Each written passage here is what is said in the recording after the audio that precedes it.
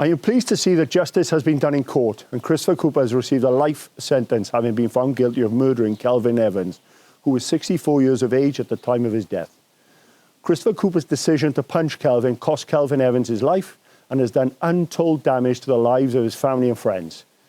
Kelvin Evans should have been able to return home safely to his family following a night out in Gorseinon, Swansea on a Sunday night in May last year.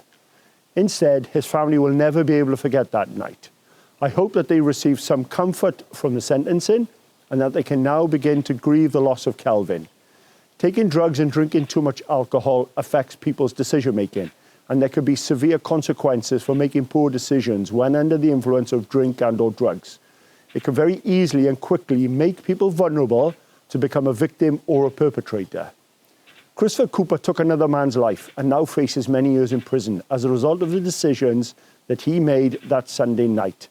As in this case, and so many others in the past have shown, just one punch can have a completely life-changing impact upon both the perpetrator and the victim.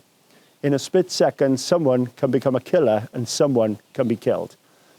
If you ever find yourself in this situation, myself and my colleagues urge you, please, to just think about the potential consequences of assaulting somebody, take a step back and walk away. I urge people to think before you act and just walk away.